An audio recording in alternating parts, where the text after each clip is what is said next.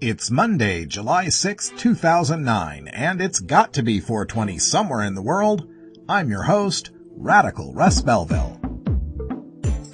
Produced and distributed by the National Organization for the Reform of Marijuana Laws in Washington, D.C., this is your NORML Daily Audio Stash, the growing truth about cannabis.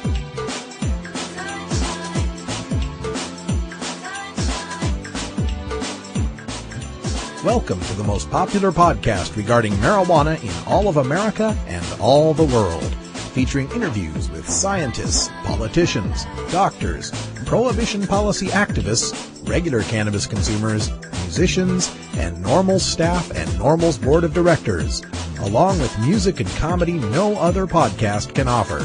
You can always find out more about our show at our website, stash.norml.org, and continue the education and conversation on our blog as well. We're ending marijuana prohibition with education, one listener at a time.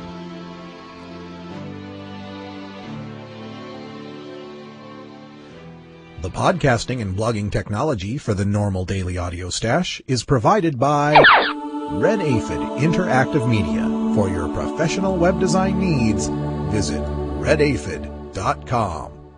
Good day, Stashers, and welcome to the podcast. I hope you had an enjoyable 3-day weekend. I sure did. I was out at the Olympic Peninsula off of the tip of Washington State.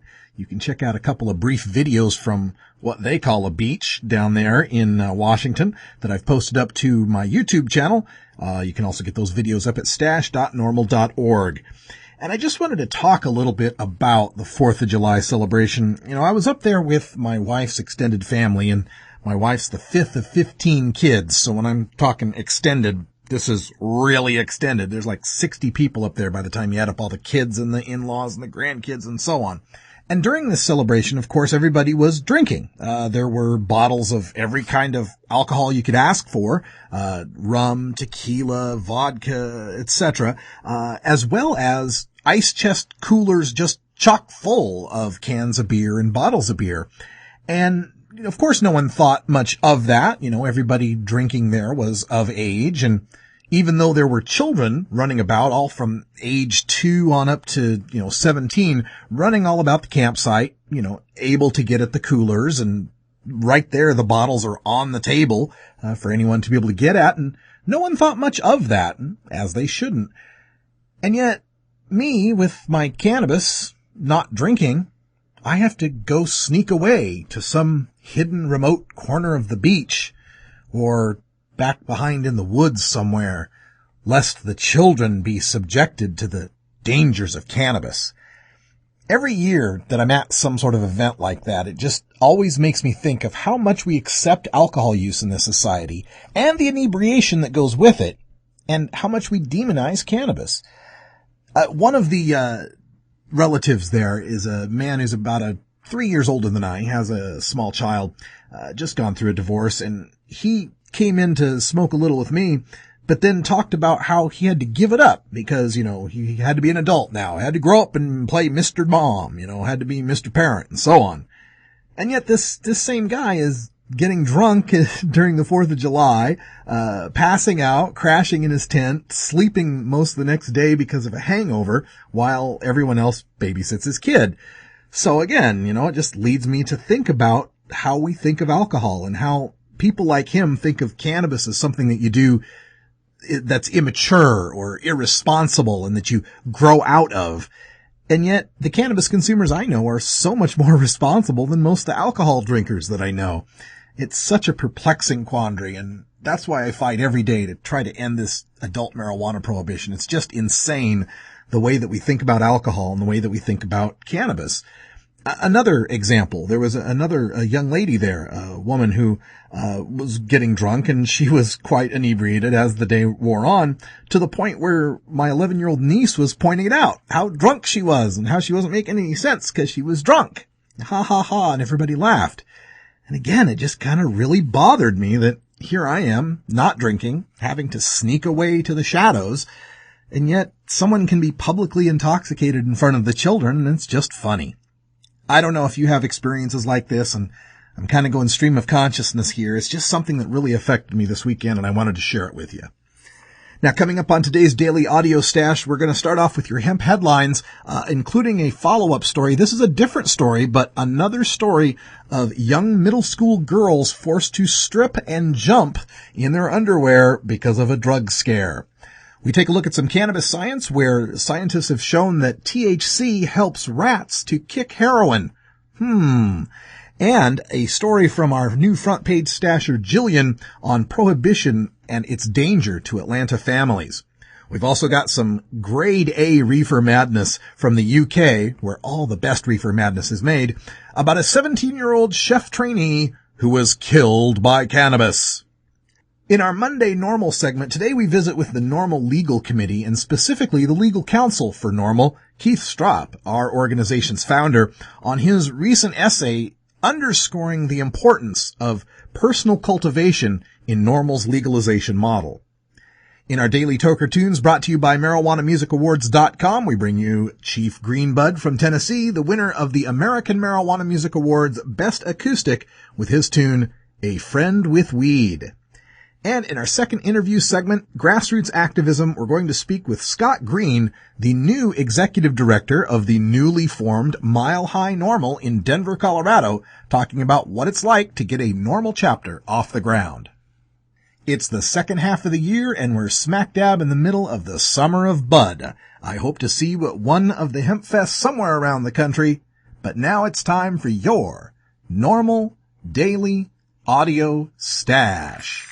Hello, I'm Paul Stanford from the Hemp and Cannabis Foundation, or THCF. Medical marijuana is legal in 13 states today, and THCF has clinics in 8 of those states. Our doctors help qualified patients obtain an authorization for medical marijuana in their state. Patients are eligible for medical marijuana with a history of either severe chronic pain and or nausea, cancer, AIDS or HIV, hepatitis, glaucoma, seizure disorders like epilepsy, chronic muscle spasms such as multiple sclerosis or asthma, neurodegenerative diseases such as Alzheimer's, and gastrointestinal disorders like IBS or Crohn's disease. If you or someone you know has one of these conditions, our doctors will help you obtain a permit for medical marijuana. THCF Medical Clinics has offices in Washington State, Oregon, California, Colorado, Hawaii, Nevada, Montana, and now Michigan. Call 1-800-723-0188 or go to the web at hemp.org or 1-800-723-0188.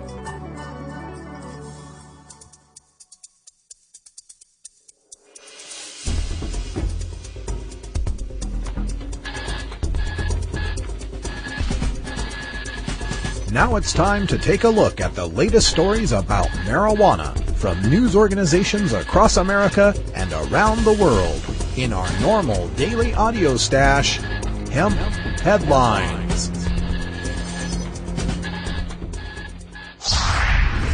Middle school girls made to jump in underwear to test for marijuana. Louisville, Kentucky. On the same day that the U.S. Supreme Court limited the use of strip searches in the public schools, 2 young women filed an action in Jefferson County Court against a local middle school and several of its employees for using, quote, grossly intrusive, end quote, methods to discover an alleged cache of marijuana. They were allegedly forced to unzip their pants, quote, lift up their bras and jump up and down, end quote. Ashley N. Gaither and S.C., a minor, were 14 and 13 respectively in 2005 when they say they were, quote, arbitrarily singled out, end quote, while riding a Jefferson County Public Schools bus to Camer Middle School in Louisville, and then subjected to a day-long interrogation and humiliating searches without being allowed to call their parents. According to the complaint, the incident began when the bus arrived at the school and 2 employees boarded it in order to resolve a dispute in which the girls were not involved. The employees, quote, smelled what they thought was marijuana, end quote, the complaint states, and 5 girls seated at the back of the bus, including Gaither and SC, were detained and searched. During an interrogation that lasted the entire school day, and after being denied repeated requests to call their parents, the girls were required to, quote, remove their shoes and socks, unbuckle their belts, unbutton their pants, and unzip their pants, end quote, the complaint says. They also had their, quote, waistlines physically touched and searched, end quote, by a male employee while their pants were undone, and were made to, quote, lift up their bras while their shirts remained on and jump up and down, end quote. The searches were all performed behind closed doors and without the presence of police officers or female staff, the suit says. No marijuana was found. This is your country on marijuana prohibition. Any questions? I asked my cousin Kenny, a father of two almost middle school girls, for his take on these stories. He says he hopes I have a savings account with enough money to bail him out for the assault and battery charges he'd rack up for his special interrogation of school officials. I told him, don't worry, I know a lot of lawyers who'd take your case pro bono and about 250,000 stashers who'd kick in a fin into the tip jar just to bail you out. THC eliminates heroin dependence in lab rat tests. From redorbit.com. Injections of THC, the active principle of cannabis, eliminate dependence on opiates, such as morphine and heroin, in rats deprived of their mothers at birth. This has been shown by a study carried out by Valérie Dauger and her team at Laboratory for the Physiopathology of Diseases of the Central Nervous System in the journal Neuropsychopharmacology. The findings could lead to therapeutic alternatives to existing substitution treatments. Previously, Dauger and her colleagues have shown that rats deprived of their mothers at birth become hypersensitive to the rewarding effect of morphine and heroin, substances belonging to the opiate family, and rapidly become dependent. In addition, there is a correlation between such behavioral disturbances linked to dependence and hypoactivity of the encephalinergic system, the endogenous opioid system. To these rats, placed under stress from birth, the researchers intermittently administered increasingly high doses of THC during the period corresponding to their adolescence. By measuring their consumption of morphine in adulthood, they observed that, unlike results previously obtained, the rats no longer developed typical morphine-dependent behavior. Moreover, biochemical and molecular biological data corroborate these findings. In the striatum, a region of the brain involved in drug dependence, the production of endogenous enkephalins was restored under THC, whereas it diminished in rats stressed from birth which had not received THC. The possibility that marijuana doesn't lead to heroin, it may lead away from heroin. Put this in the Hall of Fame with Michael Phelps killing the amotivational slacker myth, Barack Obama slaying the admitted marijuana users can't get elected rule, and Dr. Tashkin searching for a link to marijuana and lung cancer and instead finding anti-tumoral properties. The evil thing is to think of how much our government already suspects many of these medical marijuana miracles and has actively been suppressing all attempts to research the good marijuana can do. Prohibition putting Atlanta families in danger. From WSB-TV. Officials with the Gwinnett County Police Department said they seized 457 pounds of marijuana and a cache of guns from a Lilburn home. Investigators with the department's drug task force said they received an anonymous tip from a citizen who was concerned about possible drug activity at the house. 457 pounds of marijuana, worth $2,118,293, was located and seized, according to police. 5 weapons, including an M16 and AK-47 assault rifles, were also confiscated, along with a large amount of ammunition. Wow! This is right here in Atlanta. These people are here in our city, and they make pot easy for kids to buy, and they bring guns and violence and home invasions right into our communities. It's only a matter of time before it's our door that gets kicked in, and it's us who are tied up and brutalized and killed. What are our legislators doing about it? The police made one lucky catch here, but there are many more of these people in our city right now, with their pounds of weed and their guns. They're here to make money.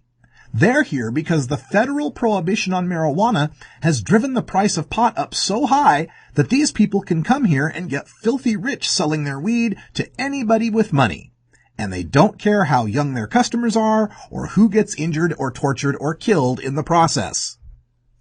We have to take action on this. The prohibition was supposed to keep us safe, but it does not. It's been in place for 70 years, and it does nothing to reduce the amount of marijuana smoked by teenagers, and it does nothing to prevent violent people from coming here and getting rich from selling pot. If the prohibition worked, then after 70 years, stuff like this wouldn't be happening. The prohibition itself is the reason they're here. They come because there's no competition for what they're selling. And every arrest by our police officers and every bust of every illegal seller just clears the way of competition for new people to come here and do the exact same thing. The prohibition has got to go. We have to force these people to leave, and we have to prevent new ones like them from wanting to come here. And the only way we can do this is by ending the prohibition and issuing licenses for reputable businesses to legally produce marijuana and sell it to adults with after-tax prices set too low for these people to compete. Don't let your kids get arrested for buying pot from these people, and don't leave your family in danger of being beaten or killed by them. Tell our legislators that they have to end the prohibition and take control of the marijuana market, that they have to allow it to be legally produced and sold to adults, and that they have to regulate it and tax it. The prohibition is an archaic failure. We must end it before it ends us. Marijuana is an addictive drug which produces in its users insanity, criminality, and death. Marijuana is the most violence-causing drug in the history of mankind. If the hideous monster Frankenstein came face to face with the monster of marijuana, he would drop dead from fright. Reefer Madness. Chef, age 17, killed by cannabis. A teenage trainee chef suffered a fatal heart attack caused by years of smoking cannabis, a coroner has ruled. Hadrian Gardner, age 17, collapsed outside the Cheshire restaurant where he worked on October 7th last year.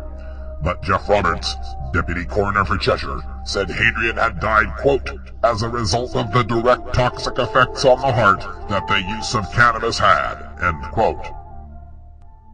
Excuse me, can someone please explain to me how a non-toxic herb had toxic effects? Coroner Roberts, do you really understand what the word toxic means? As this story made the rounds of my drug law reform contacts through the many reply alls, the reactions were classic. Dr. Franjo Grotenhermen, chairman of the German Association for Cannabis as Medicine, said, quote, "The claim of a heart attack without acute cannabis use is nonsense," end quote. Dr. Ethan Russo, one of the world's leading cannabis researchers and the discoverer of the 5,000-year-old superpot, was chiming in from Paris and wrote simply, quote, "pure fabrication," end quote. And California NORML's Dr. Dale Geringer added, quote, "another alleged cannabis fatality. To me, it sounds like reefer madness," end quote. The inquest at Macclesfield Town Hall was told that Hadrian had already suffered one heart attack in 2007. On that occasion, doctors had been able to revive him. Could a person have a heart attack from smoking weed? Yeah, it's possible. Cannabis smoking does have the side effect of tachycardia, which is a fast heartbeat, for some people, and if you have a weak, damaged, or diseased heart, you might want to think about abstaining. Or perhaps if you've had a previous heart attack at the age of 15. So, did Gardner puff a big fatty before keeling over?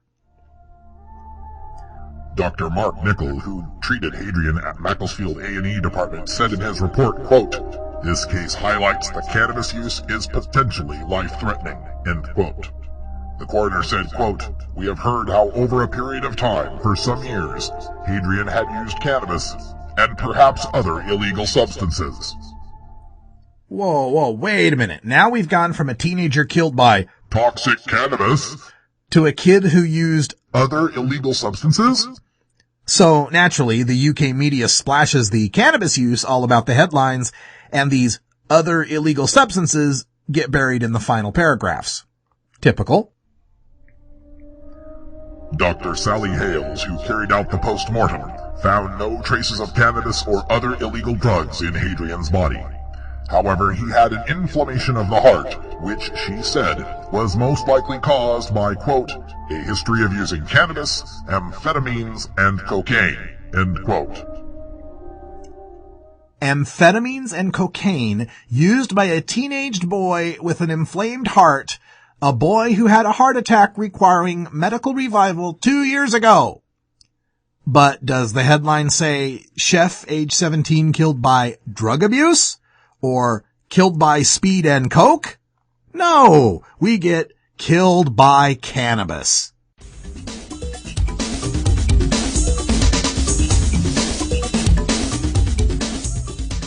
If you want to win people over, you can't just drone on like Ben Stein. You've got to have a little more showmanship. Here, watch. NORML National Conference 2009. Yes, We Cannabis. The National Organization for the Reform of Marijuana Laws is proud to invite you to our 38th Annual National Conference to be held Thursday, September 24th through Saturday, September 26th, 2009 in San Francisco, California at the Grand Hyatt Hotel. The war on drugs has been an utter failure, and I think that we need to rethink and decriminalize our marijuana laws.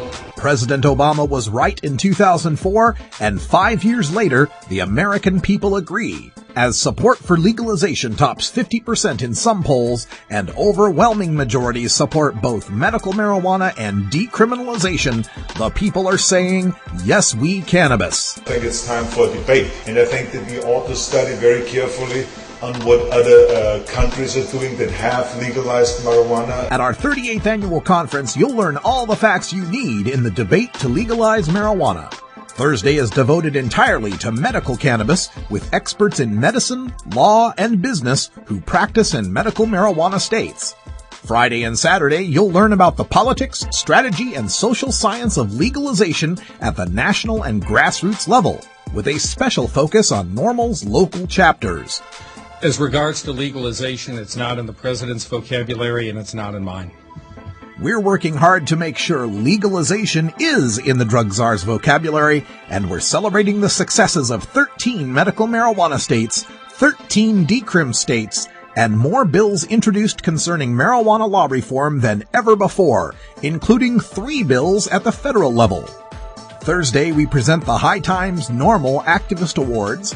Friday is a special invitation-only party for NORML chapter leaders, and Saturday is the famous NORML fundraising party. Whether legalizing marijuana would improve the economy and job creation. I don't know what this says about the online audience. The answer is no, I don't think that is a good strategy. There's nothing funny about legalization, Mr. President, or waiting until the last minute to book your trip to NORMLCon 2009. Early bird registration rates apply until August. Registration, sponsorships, and vending information is available at NORML.org or by calling 888-67-NORML. NORMLCon 2009. Yes, We Cannabis. September 24th through 26th, 2009 in San Francisco, California.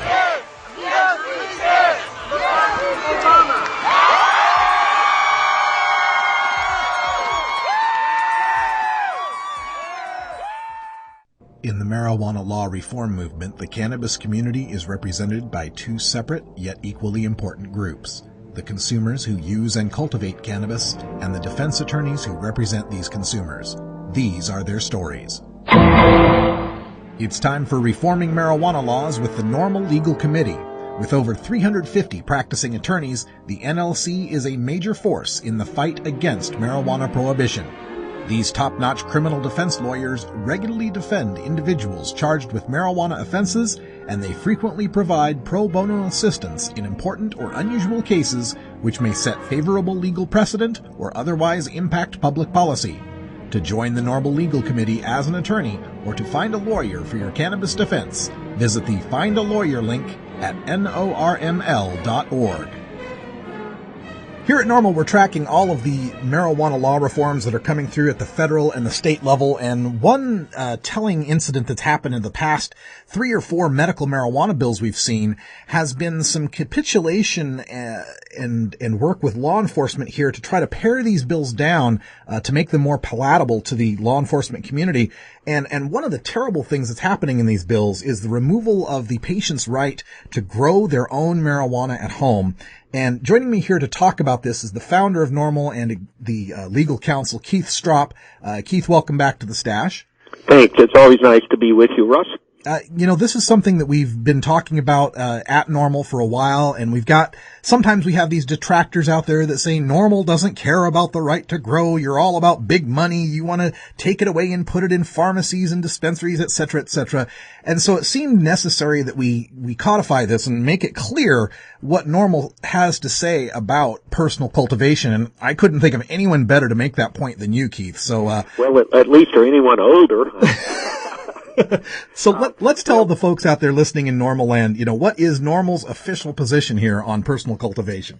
Well, first I'd like to say that it's not a new position, but I do agree with you. I think it makes perfect sense for us to clarify our position and to give it more prominence in our materials, because clearly some of the more recent people who've gotten involved in the issue seem to have the idea that NORML does not support the right of the individual to cultivate their own marijuana, and that we'd be happy just having some legal market where consumers can go buy it. Well, the truth is, that is not our position.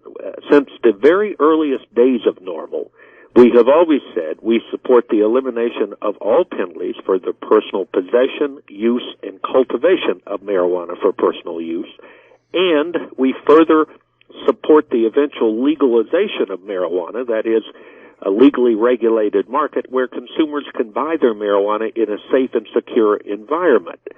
But cultivation is a crucial element of any legalization scheme, because without personal cultivation, as consumers, we would largely be at the mercy of the major corporations. It doesn't take a great leap of faith to understand that once marijuana is legalized, once a few states begin to experiment with systems of regulating and taxing and legalizing the market for marijuana for adults, it's likely that the major corporations that own the land where they used to grow tobacco and that own the factories where they used to roll cigarettes could very easily use that same land to grow marijuana and that same machinery and factory to roll and package joints.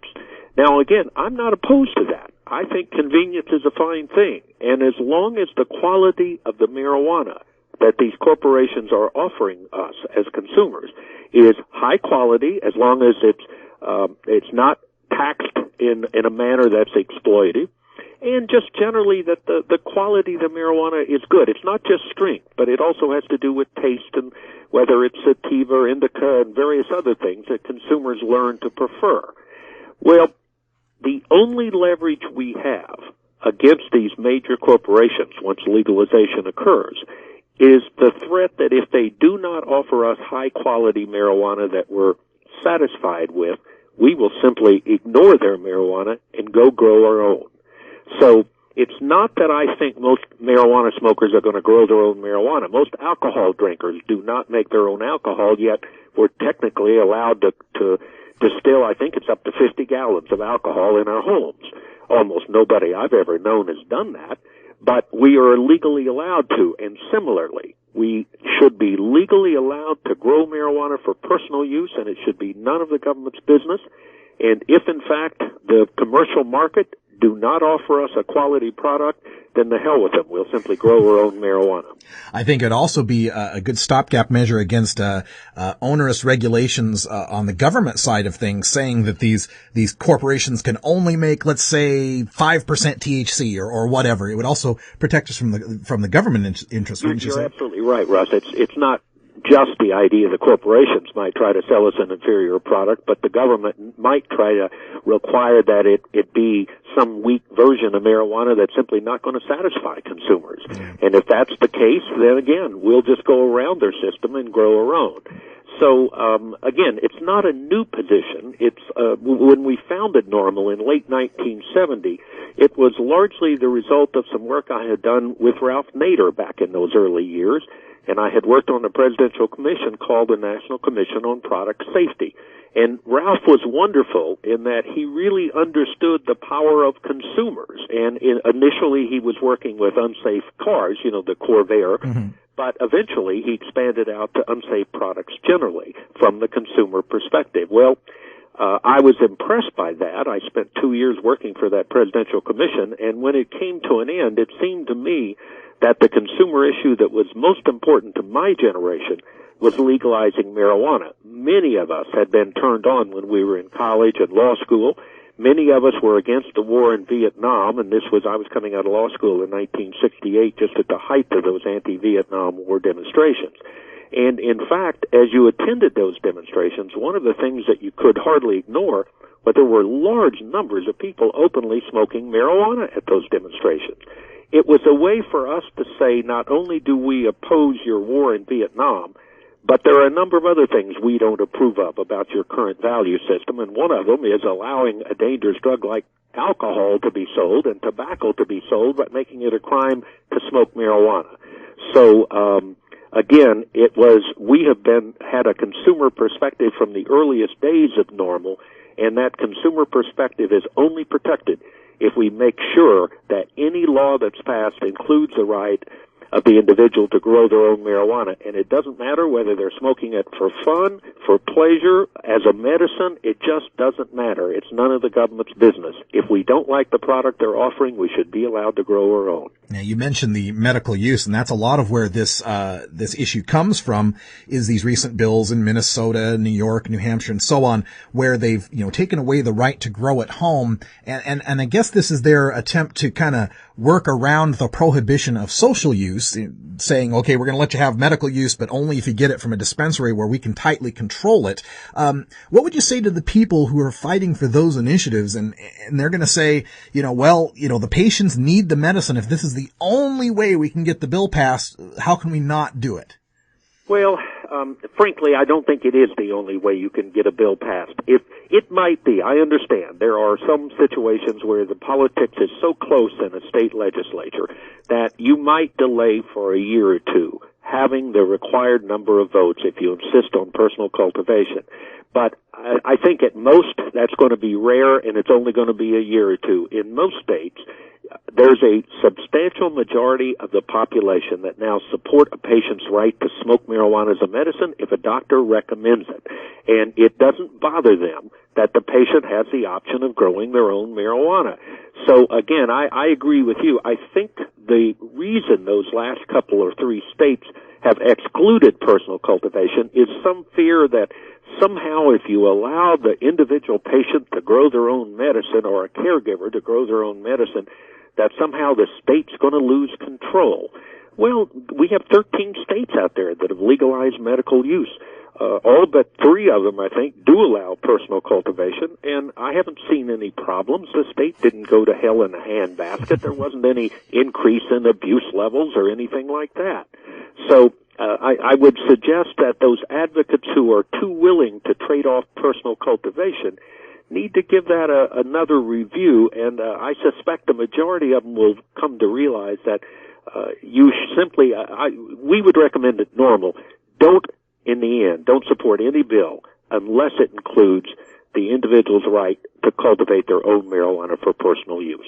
Mm-hmm. Now, from the other side of this debate about personal cultivation and home grow, sometimes we get people coming from, let's say, a far libertarian side of the argument, wanting to have no controls over marijuana, no taxation whatsoever. Keep the government out of my business. I can grow as much as I want, as often as I want, in my home if I want to. Where does NORML stand as far as the line between commercial taxation and regulation versus personal freedom to grow at home? Is there a plant limit you'd recommend or anything like that? Well, what we have always said is that we recognize that we need some regulation and control over the marijuana market in order to make sure that it's not available to kids, and to make sure that it's that there are reasonable taxation provisions, assuming that a state elects to use marijuana as a method to raise revenue. Now, keep in mind, if we were in a perfect world, and if there were no precedents in this area, I can understand one might say, well, we've got enough government in our lives, and we've certainly got enough taxation, and so the perfect system would be just get the government out of our way. We don't need any regulation. We'll be responsible on our own. Frankly, if we took that position, I don't think we would ever get marijuana legalized. There are a majority of people in this country who don't smoke marijuana themselves, who aren't that familiar with it, but who have what they believe is a a well-founded concern that we need to keep kids away from illicit drugs, period, whether it's marijuana or alcohol or anything else. If they're underage, we ought to try to discourage use by people underage. Similarly with taxation, I understand that if one is a true libertarian, you may oppose all taxation. You may believe in a totally free market and let the market reign. But you're in a very minority position politically in this country. We couldn't run our state and federal governments if we didn't have some way to pay for them. And there are a lot of essential functions that the government provides to its citizens. So NORML has always taken a more mainstream approach on this. We don't insist on what the legalization system looks like. We simply insist that we have a legally regulated market where we can buy our marijuana in a safe and secure environment. And if the market that they offer is not one that satisfies our needs, then we need the right to cultivate our own marijuana. And with that way, we don't have to go to get part of that system that we don't believe in. So we're not purists in that regard, but I think the purists will find that they're never going to get marijuana legalized. If we want to stop the arrest of more than 800,000 Americans every year on marijuana charges, then we're going to have to figure out some system that takes us from criminal prohibition to a legally regulated market. All right. And one last question here with regard to the medical side of things and these initiatives and bills. Do you fear that the institution of these forced sort of dispensary systems where people can't grow at home, do you fear that leads to a situation like the federal investigative new drug program and the inferior quality of marijuana they get? Well, yes. I mean, frankly, without the right to grow your own, and if the only legal market for medical marijuana is going to be a monopolized market controlled by the state, then I do not see how we avoid a situation where they begin to put limits on the strength, and the tendency is in those situations to produce an inferior product. Now, that may not be the case. It may prove over a period of time that these states that have elected not to include personal cultivation, they may come back and rethink that. They may come back and give their consumers that right, at a later time. Or it may be they'll go ahead and provide a nonprofit dispensary that provides high quality marijuana that the consumers can afford. But there's no way for us to guarantee that result without personal cultivation. So again, I think it is crucial to getting us from criminal prohibition to where we want to go, which is legalized marijuana. I don't see how we get there with any political leverage unless we insist on personal cultivation. Excellent. Well, Keith Stroup is the founder of NORML and NORML's legal counsel, joining us here from Washington, D.C. Thank you for your insight on the matter, and we want to point people out to the essay that has been written about this. It's up on NORML's personal use pages at NORML.org. We'll provide a link from the stash so you can get there quite easily. And hey, Keith, thanks again for joining us. Thank you, Russ. It's always my pleasure. There were 765,000 marijuana arrests in 2007. That's not for dealers and kingpins, no, that's just for simple possession. Multiply that by the average cost of each arrest, and what have you got? $7.6 billion spent on people just smoking some pot. That's enough money to buy health insurance for every child that needs it. That's enough cash to adopt every stray dog and enough left over to feed it. Mr. Obama, I kinda wrote this song for you. You got my vote for change. Now let's see what you can do. Visit NORML.org today.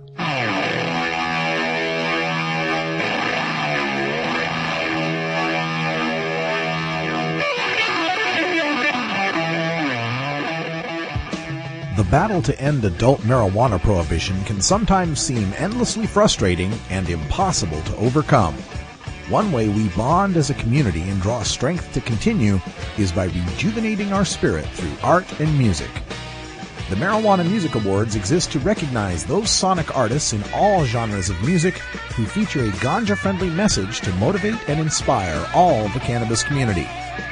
Our daily Toker tunes, brought to you by MarijuanaMusicAwards.com, feature the finest in blues, rock, jazz, hip-hop, rap, reggae, country, bluegrass, and dance music to enhance that 420 feeling and refresh all you stashers for another day on the front lines of the drug war. Enjoy this cut from MarijuanaMusicAwards.com and visit our blog at stash.normal.org to learn how you can vote for your favorites and enter your toker tunes in the 2009 Marijuana Music Awards.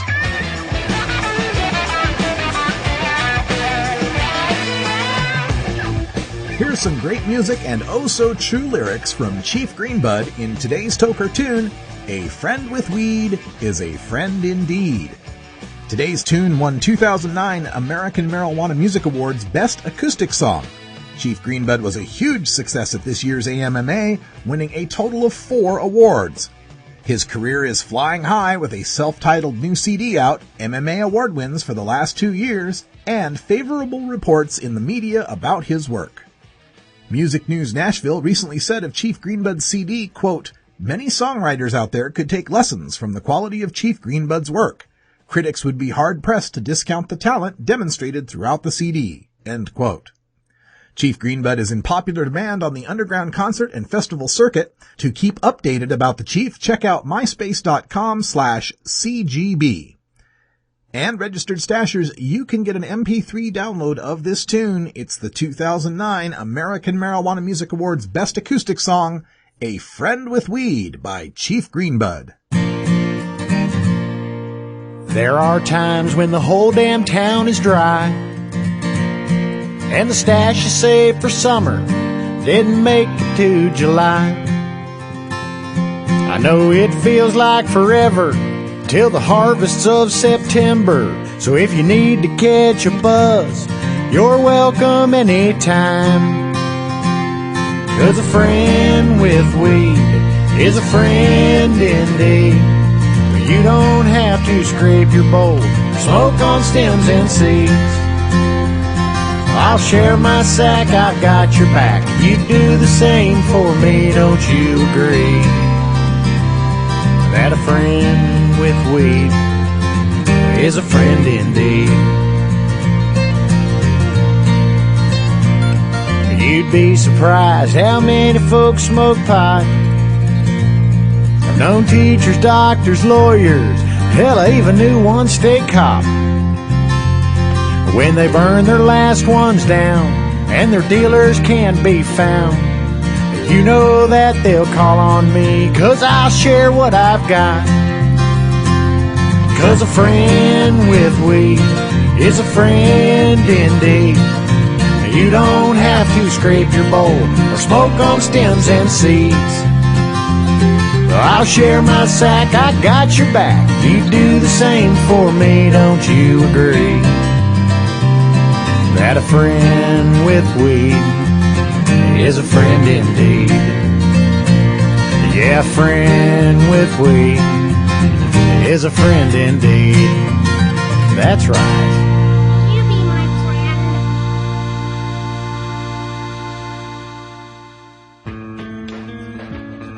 I'm Alan St. Pierre, Executive Director of NORML. Have you heard about the new super pot that's supposedly 20 times more potent than your father's Woodstock weed? Don't believe the hype. Marijuana's THC potency has always varied, even in the 60s and 70s. And the drug czar's numbers are full of, well, exaggerations. While no intoxicant is harmless, cannabis is non-toxic and far safer than alcohol. No matter how much you smoke, of whatever potency, you cannot die of a marijuana overdose. Potency is irrelevant anyway. More potent pot just means you smoke less of it, meaning less harmful smoke in your lungs. This is a prime example of harm reduction in action. Besides, the government already allows the prescription of THC pills.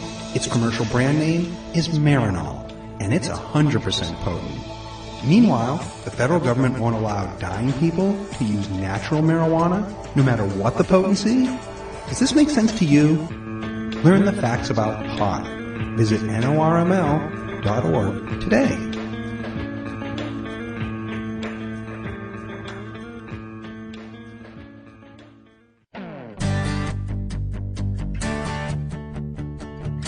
NORML, unlike any other marijuana or drug law reform organization, is built from the ground up by grassroots activists who are peaceably assembling to petition our government for a redress of our grievances, specifically regarding our inalienable right to the pursuit of happiness through the use of cannabis for medical, social, and personal reasons.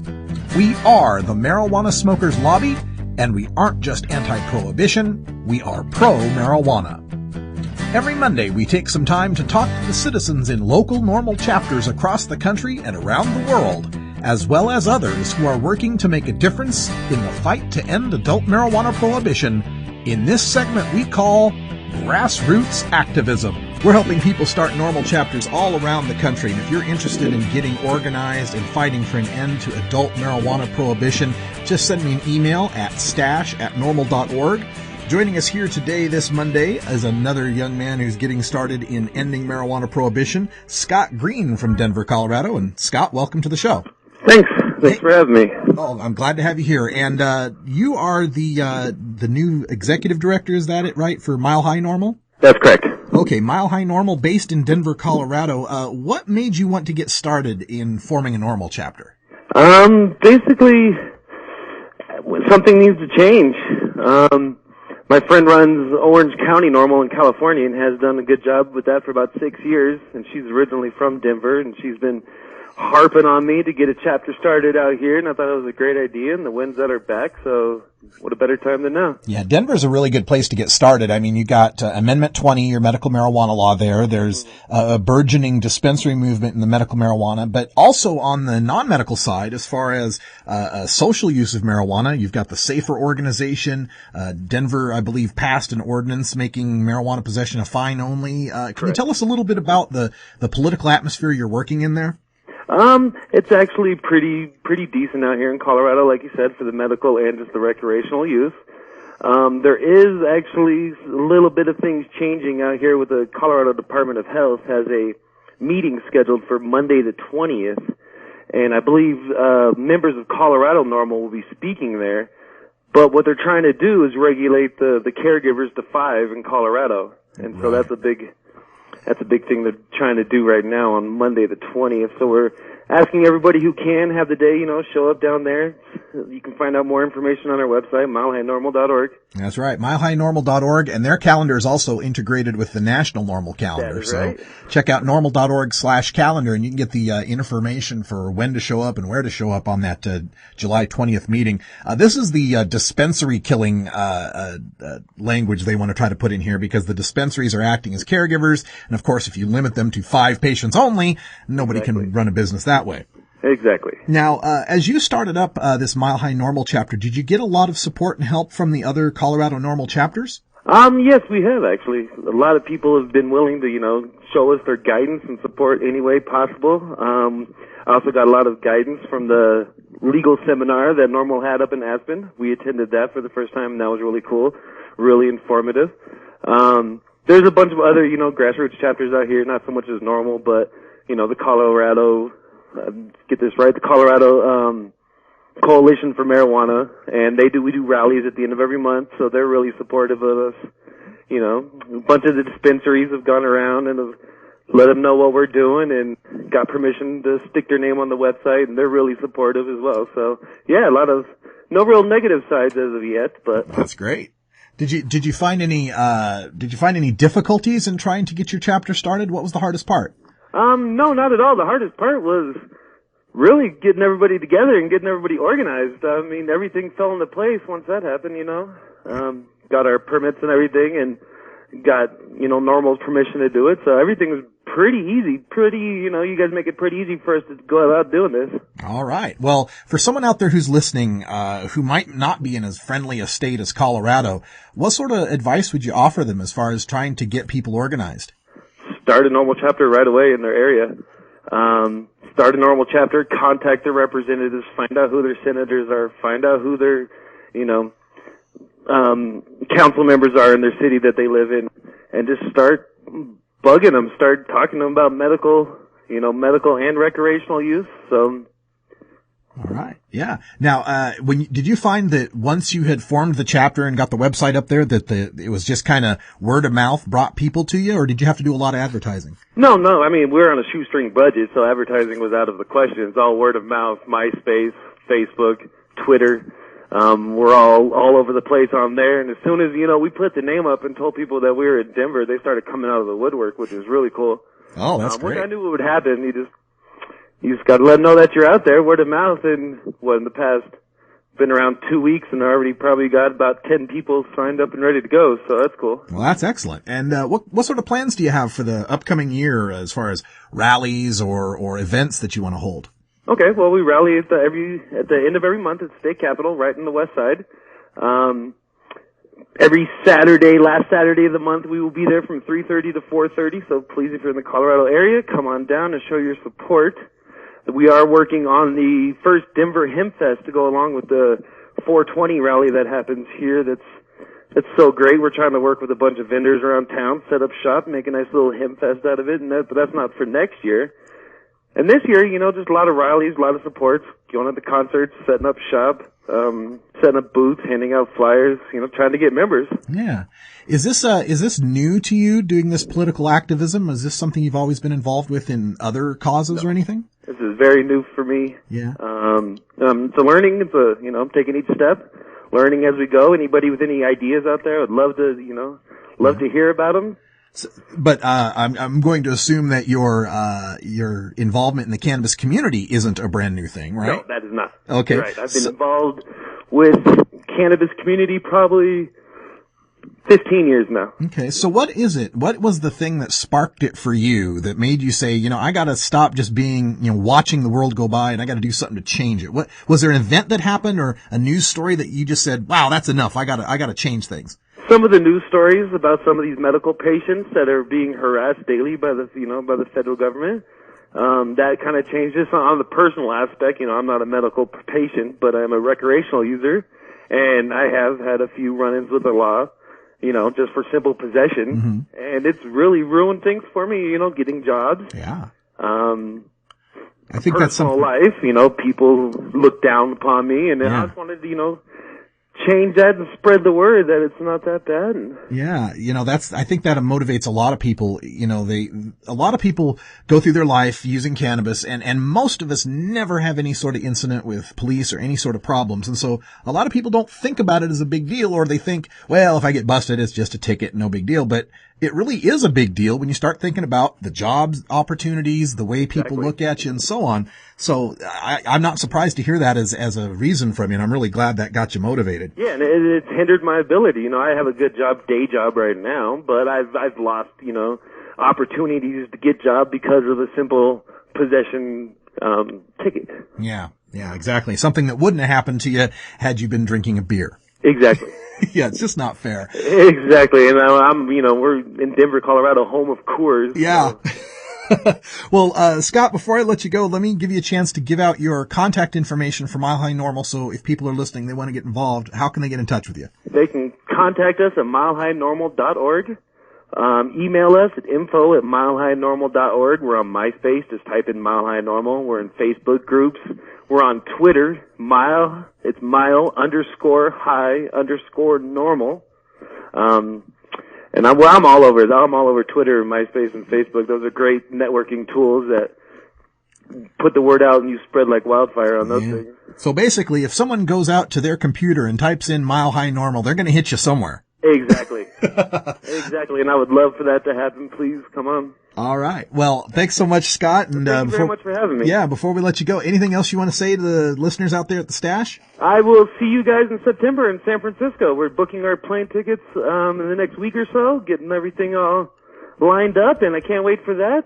And can't wait to see you guys down at a rally at the end of every month down at the Capitol. Right on. Well, Scott Green, Executive Director of Mile High NORML. I'll see you there in San Francisco at NORMLCon 2009. And thanks so much for putting together a group there in Denver. This is great to have you. Thanks for having us. Thank you for downloading the NORML Daily Audio Stash, the growing truth about cannabis. We are produced by the National Organization for the Reform of Marijuana Laws in Washington, D.C. Our executive producer is Alan St. Pierre. Our deputy director is Paul Armentano. Our webmaster is Brian Judy. And web production is provided by Red Aphid Interactive Media. As always, you can catch up on the latest information about marijuana at www.norml.org. And you can interact and download from our Audio Stash blog at stash.norml.org.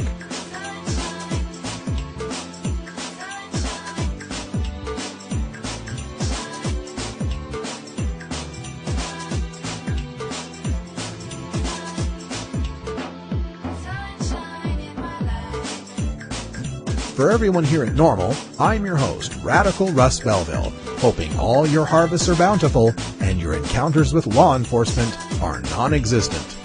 We leave you today with shout-outs for all you normalizers out there looking to get NORML chapters started in your area. I've got a whole bunch of emails that have been buried over the weekend that I'm getting to throughout the week, so if you've recently emailed looking to start a chapter, hold on tight, I'll definitely get to you.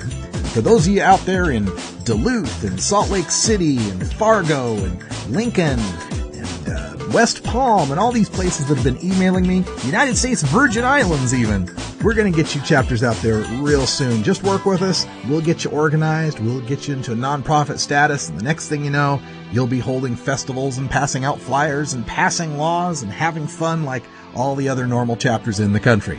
If there's anything I can do to help you out, please send me an email at chapters@norml.org. I will get to it, I promise. Just these long weekends, it kind of builds up. Thanks for downloading the podcast. Appreciate it. And until next time, take care of each other, tokers.